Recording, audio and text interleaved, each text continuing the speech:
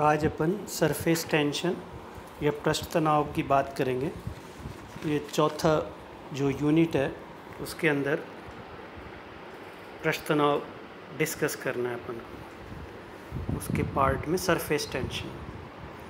तो surface tension को discuss करने के लिए आपको कुछ मैं एग्जांपल देता हूँ। जैसे सबसे पहले अपन ने पेंट या साधारण शेविंग ब्रश को पानी में डाला तो वो उसके सारे हेयर्स क्लिंग हो जाते हैं, चिपक जाते हैं। ऐसा लगता है जैसे रबड़ बैंड से उनको बांध दिया हो। एक अगर अपन आलपिन को ब्लॉटिंग पेपर पर रखें और धीरे से उसको पानी के बीकर में छोड़ दें तो आप देखते हैं थोड़ी देर बाद ब्लॉटिंग पेपर तो पानी पीकर नीचे बैठ जाएगा, सोख कर नीचे बैठ जाएगा और सुई वहाँ उसकी सरफेस पे तैरती रहेगी। अगर अपन हल्का से उसे पुश करेंगे तो वो डूब जाएगी। ये ऐसे अपन देखते हैं पानी की बूंद गोल होती है, छोटी बूंद गोल आकार में होती है। ये सब समझाने के लिए, इन सब घटनाओं के लिए अपन को पृष्ठ तनाव पढ़ना ज़रूरी है। तो पृष्ठ तनाव की डेफिनेशन, दो डेफिनेशन है। पहली डेफिनेशन क्या है कि द्रव के पृष्ठ पर खींची गई एक काल्पनिक रेखा, द्रव के पृष्ठ पर खींची गई एक काल्पनिक रेखा, इमेजिनरी लाइन की एकांक लंबाई पर पृष्ठ के तल में तथा रेखा के लंबवत कार्य करने वाले बल को पृष्ठ तनाव कहते हैं।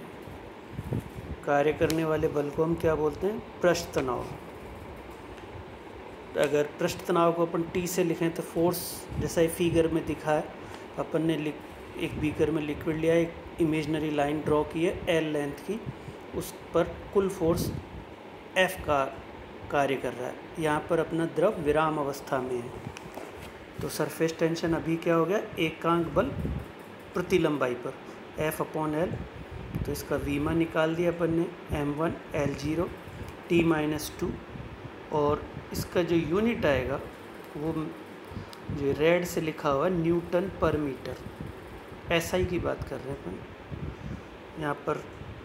अगर अपन इसको एक बार अगेन कहें तो सरफेस टेंशन को डिफाइन इस तरह किया जाता है, फोर्स पर यूनिट लेंथ।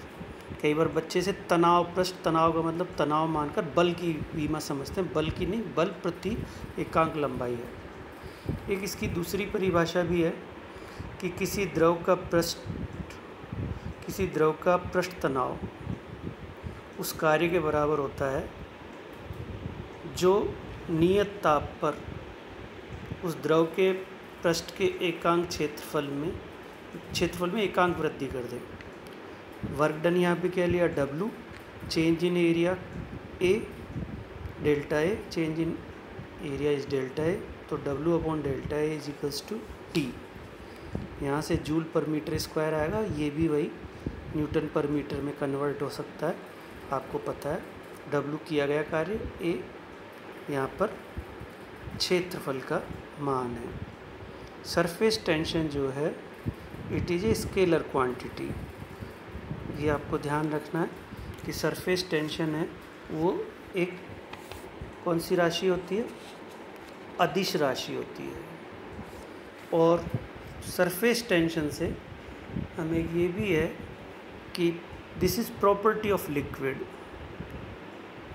यह द्रव का वह गुण है, this is property of liquid by virtue of which the free surface of liquid at rest tends to have minimum surface area।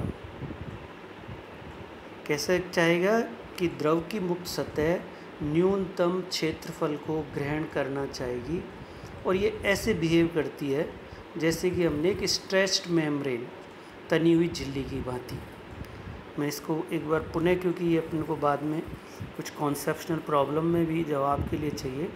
द्रव की विराम अवस्था में द्रव की मुक्त सतह एक तनी हुई झिल्ली की भांति व्यवहार करती है तथा वह जो सतह है वो कौन सा क्षेत्रफल चाहेगी, न्यूनतम क्षेत्रफल ग्रहण करेगी। इस तरह ये अपन पृष्ठ तनाव की बात कर रहे हैं। इसके बाद अपन को पृष्ठ तनाव में चैप्टर में कुछ और भी एग्जाम्पल मैंने इसमें दिए हैं। जैसे पानी की छोटी छोटी बूंद गोलीय आकृति की होती है, केश नली में पानी का चढ़ना, ये अपना दूसरा पार्ट है। इसमें जो अपन और डिस्कस करना है कि कांच जो है, ग्लास, पानी तो चिपक जाता है लेकिन पारा नहीं चिपकता। मिट्टी, तेल की बूंदें पानी की सतह पर पतली फिल्म बनाती। पानी की सतह के ऊपर अपन मिट्टी तेल डाल देंगे तो एक पतली लेयर के रूप में फैल जाएगा। इन सब बातों के लिए अपने कोर्स में है एक ससंजक बल और एक आसंजक बल। ये आणविक बल होते हैं, अर्थात इंटर मॉलिक्यूलर फोर्स। ये अणुओं के मध्य लगने वाले बल होते हैं। तो ससंजक बल इंग्लिश में क्या बोलते हैं, कोहेसिव फोर्स। इसका मतलब है एक ही द्रव के अणुओं के मध्य लगने वाले आकर्षण बल। अणुओं के मध्य लग रहा है, ये एक बार मैं अगेन रिपीट कर रहा हूँ। अणुओं के मध्य एक ही तरह सिमिलर मॉलिक्यूल्स को ससंजक बल या कोहेसिव फोर्स कहते हैं। जैसे पानी और पानी के अणुओं के मध्य लगने वाला बल ससंजक बल होगा। और ये तो सिमिलर हो गया। और डिसिमिलर मॉलिक्यूल्स के बीच में लगेगा वो क्या कहलाएगा, आसंजक या एडहेसिव फोर्स। दो भिन्न द्रवों के अणुओं के मध्य लगने वाला आकर्षण बल आसंजक बल कहलाता है। जैसे पानी और कांच के अणुओं के मध्य कौन सा लगेगा, आसंजक बल। हमने अभी इसमें क्वेश्चन किया था, पानी कांच पर चिपकता है जबकि पारा नहीं चिपकता। इसका सीधा सा कारण है कि पानी व कांच के अणुओं के मध्य लगने वाला आसंजक बल एडहेसिव फोर्स पानी के अणुओं के मध्य लगने वाले ससंजक बल कोहेसिव फोर्स से अधिक होता है। हम जनरल बोलेंगे, जब जब एडहेसिव फोर्स कोहेसिव फोर्स से ज़्यादा होगा तो वो चिपक जाएगा।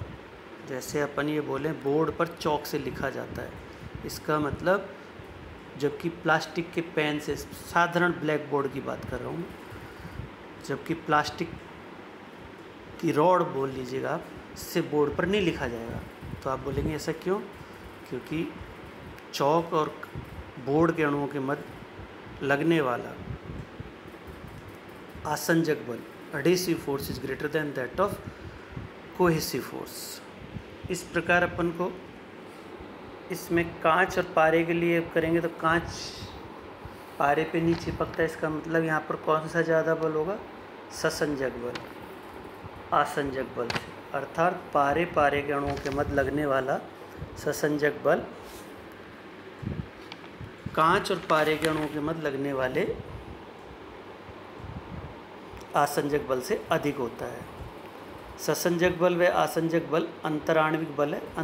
इंटरमॉलिक्यूलर फोर्स के दो तरह के होते हैं, एक ससंजक और एक आसंजक। इसमें एक दो बातें अपन को नोट करनी है, वो क्या है, ये बल लघु परास शॉर्ट रेंज फोर्स हैं, 10⁻⁹ मीटर या 10 एंगस्ट्रॉम तक काम करता है। दूरी बढ़ जाएगी तो ये इंटरमॉलिक्यूलर फोर्स कार्य नहीं करेगा। अब एक अपन को इसमें टॉपिक पढ़ना है, स्पर्श कोण, एंगल ऑफ कांटेक्ट। द्रव तथा ठोस के किसी बिंदु, अगर अपन मान लो किसी बर्तन में, कांच के बर्तन में मान लो पानी डालते हैं, तो जहाँ पर पानी कांच की सतह को मिलेगा, ये समझाना चाह रहा हूँ मैं। द्रव तथा ठोस किसी स्पर्श बिंदु से द्रव के पृष्ठ पर खींची गई स्पर्श रेखा तथा ठोस के पृष्ठ पर द्रव के अंदर से स्पर्श रेखा द्वारा बनाया गया कोण संपर्क कोण कहलाता है। एंगल ऑफ कांटेक्ट डिफरेंट ठोस द्रव का, सॉलिड लिक्विड का पेयर के लिए अलग अलग होगा। जैसे कांच पानी का अलग होगा, पारे कांच का अलग होगा, चांदी सिल्वर पानी का अलग होगा। अगर अपन ग्रीस लगा दें कांच पर और फिर पानी को लगाएंगे, उसका एंगल ऑफ कांटेक्ट अलग हो जाएगा। इस तरह angle of contact for different pair of solid liquid it is different. मैं इसको एक बार फिर समझाना चाहूँगा। बहुत सिंपलेस्ट फॉर्म में ये है कि जहाँ पर ठोस और द्रव सतह मिलती है उस वक्र सतह पे उस बिंदु पर आप स्पर्श रेखा खींचें और स्पर्श रेखा और ठोस सतह के मध्य का कोण द्रव के अंदर से नापा जाए। It is measured inside the liquid. ये इसमें मेन ध्यान रखने की है, जो अपन इसको नोट कर लिए।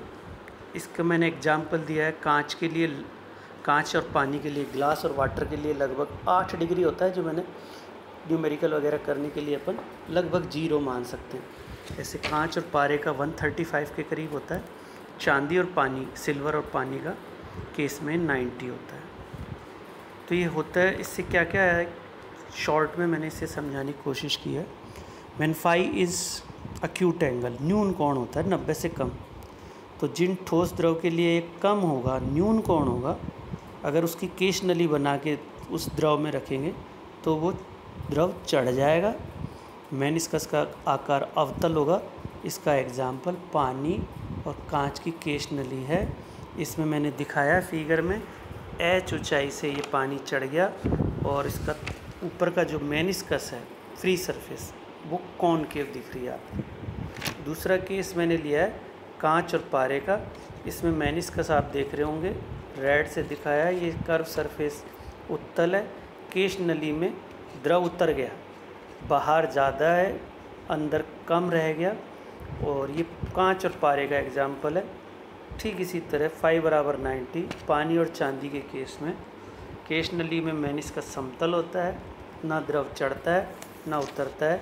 ये इतनी ही, जहाँ पर बाहर द्रव और अंदर द्रव बराबर होता है। आज आपको इसके कुछ बेसिक चीज़ें मैंने समझा दी है।